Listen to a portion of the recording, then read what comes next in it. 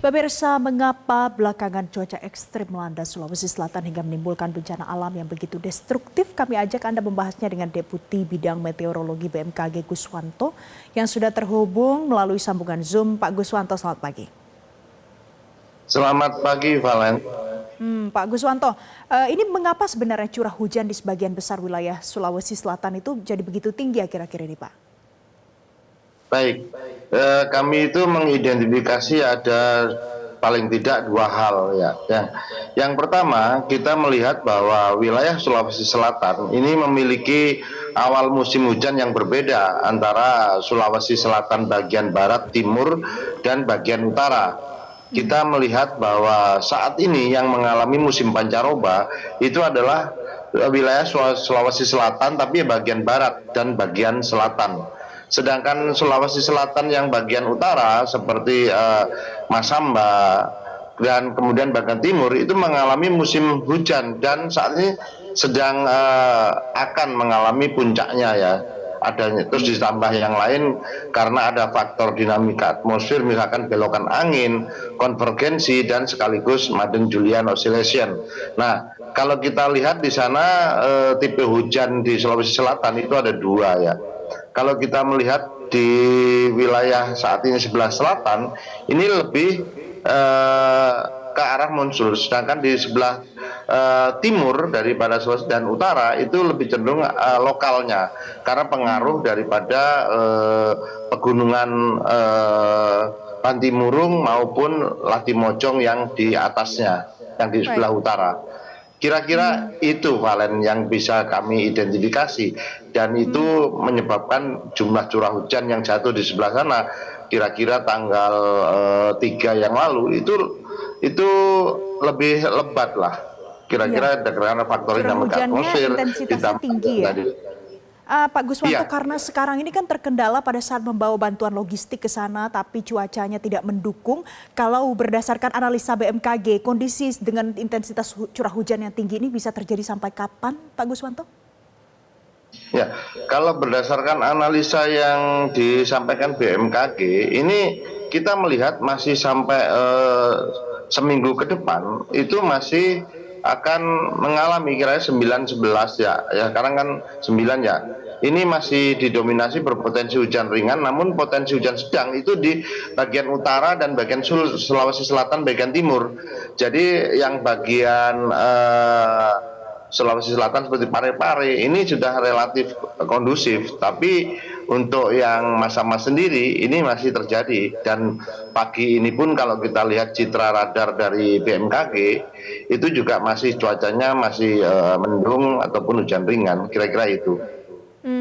Adakah yang bisa dilakukan untuk mungkin rekayasa cuaca di sana? Kalau kita melihat dengan rekayasa cuaca, sepertinya kan ini kita melihat bahwa ini bersifat lokal ya untuk cuacanya. Mungkin barangkali rekayasa cuaca itu kan menjatuhkan sebelum di lokasi perawanannya menjadi hujan ya, ataupun disemai dahulu di laut gitu. Namun kalau ini kita lihat saat ini kan angin timuran. Ya, angin timuran ini kalau kita lakukan teknologi modifikasi cuaca dikhawatirkan dia akan masuk di daratnya. Nah, sebagian besar juga ini cuacanya lokal gitu kalau kita lihat dari ini. Barangkali kalau di sebelah timur Sulawesi mungkin itu bisa dilakukan untuk TMC. Yang akan menjadikan ini adalah di wilayah mana curah hujan itu akan dijatuhkan. Inilah yang terjadi kendala. Baik, jadi agak susah ya kalau akan melakukan rekayasa cuaca dengan kondisi seperti ini.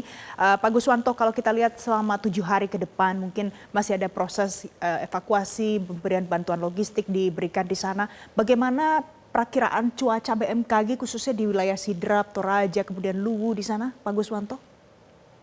Baik, kalau kita lihat perakiraan cuaca untuk 3 hari ke depannya 9 sampai 11 Mei, secara umum itu berpotensi hujan ringan, namun ada potensi hujan lebat ataupun sedang hingga lebat. Itu di Sulawesi bagian utara, sebagian Sulawesi bagian timur, misalkan wilayah Bone, Enrekang, Luwu, Luwu Timur, Luwu Utara, Palopo, Tanah Toraja, Toraja Utara dan Wajo. Ini masih ada potensi hujan sedang hingga lebat karena memang berbeda tipe hujannya antara di sebelah timur dan sebelah barat untuk Sulawesi Selatan ini. Itu. Baik. Pak Guswanto, kalau kita lihat kan ini perakiraan cuaca analisanya sudah dimiliki oleh BMKG. Tapi sebelumnya apakah pernah dikomunikasikan dengan instansi pemerintahan yang ada? Karena kita tahu yang terakhir ini ada korban jiwa yang jatuh karena cuaca ekstrim kali ini. Ya, baik. Sedangkan untuk peringatan dini, biasanya BMKG itu sebelum terjadi cuaca ekstrim, biasanya ada namanya peringatan dini cuaca ekstrim. Itu kita berikan 7 hari, kemudian 3 hari sebelum, kemudian dan sampai 1 hari, dan yang terakhir adalah 3 jam sebelum kejadian, no casting ya. Kalau kita melihat juga untuk kejadian tanggal 3 Mei, itu kita juga memberikan peringatan dini itu secara berturut-turut sejak mulai jam 1 ya, itu sudah kita berikan peringatan dininya tanggal 3 Mei itu jam 1, kemudian kita berikan lagi jam 3 sampai jam 6 dan lanjut terus sampai jam 8 pagi. Jadi peringatan ini berlangsung terus sampai jam 10 bahkan tanggal 3 Mei. Dan perlu saya sampaikan di sini juga, memang curah hujan tanggal 3 Mei itu terjadi cukup lebat. Misalkan kita lihat di Bone ya. Bone itu tercatat ada yang 200 mm itu di BPB Selmeko, sedangkan Bulukumba sendiri itu 111. Kemudian Luwu Utara ada di Seko itu sekitar 102 di tanggal 4-nya. Ya, ini beberapa potensi curah hujan kita dan biasanya informasi ini kita berikan Valen kepada BPBD, Pemda peringatan dini ini. Ini kita diseminasikan. Jadi tidak begitu saja tidak. Jadi kita ada komunikasi dengan BPBD, ada komunikasi dengan masyarakat. Terus kalau masyarakat bisa juga masuk ke dalam media sosial ya? Info BMKG, iya aplikasi Info BMKG. Karena saya juga sering lihat beberapa kali ada warning dari BMKG kalau seandainya berpotensi terjadi cuaca buruk, itu bisa diakses juga di platform X ataupun di media sosial lain, begitu ya Pak Guswanto. Tapi Pak Guswanto, kalau imbauan untuk masyarakat apa dalam menghadapi kalau seandainya masih terjadi cuaca ekstrim, apa yang harus disiapkan oleh masyarakat antisipasinya? Baik, himbauan kepada masyarakat yang pertama adalah tetap tenang dan waspada. Ini kan yang terjadi di Sulawesi Selatan, khususnya di Enrekang, di Luwu, itu adalah lebih dominan untuk lokal ya, pola lokal. Ini perlu diwaspadai. Pola lokal itu sangat dipengaruhi oleh adanya topografi, pegunungan Timuju dan seterusnya. Kemudian kalau kita lihat Masamba itu berada di pantai, sedangkan di wilayah utaranya itu gunung dan di sana ada beberapa sungai. Ini perlu diwaspadai kalau hujan di sebelah atas kiriman kasarnya. Ini kalau hujan di sebelah pegunungan utara, maka Masamba harus berhati-hati karena dikhawatirkan itu menjadi luapan sungai karena di sana ada beberapa sungai yang bersatu di Masamba, ada Sungai Rada, Sungai Rongkong dan seterusnya ya. Kemudian yang kedua, barangkali masyarakat agar waspada lagi, misalkan ini kejadiannya kan terkadang sore hingga malam hari ya. Berarti apabila terjadi hujan di siang sore hari, ini perlu diwaspadai.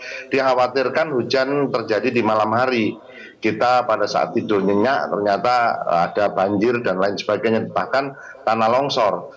Kemudian juga saya menghimbau pada masyarakat untuk membersihkan lingkungan sekitarnya, barangkali ada dahan-dahan ataupun di sungai yang tidak baik, itu barangkali bisa dilakukan pembersihan ya secara masif. Dan yang terakhir kami juga menghimbau ya agar mengupdate informasi perkembangan cuaca, karena pada masa pancaroba ini biasanya hujan ringan durasi ataupun hujan lebat durasinya singkat itu masih sering terjadi. Terkadang kita terlena, hujannya ringan ternyata ada di tengah-tengah itu lebat durasinya singkat. Nah, Baik. ini yang perlu diwaspadai. Seperti tanggal 3 itu kejadiannya seperti itu. Karena kita melihat bahwa potensi cuaca ekstrim ini bisa menyebabkan bencana hidrometeorologi seperti banjir, banjir bandang, ataupun bencana hidrometeorologi lainnya. Kira-kira Jadi itu itu adalah yang hal-hal yang bisa harus diperhatikan disampaikan ya, Pak Valen. Guswanto. Untuk masyarakat untuk lebih waspada lagi karena situasi cuaca juga masih berubah-ubah dengan musim yang kita Betul. lalui saat ini di Indonesia. Terima kasih Deputi Bidang Meteorologi BMKG Pak Guswanto sudah bergabung bersama kami pagi hari ini di Selamat Pagi Indonesia. Jelajahi cara baru mendapatkan informasi. Download Metro TV Extend sekarang.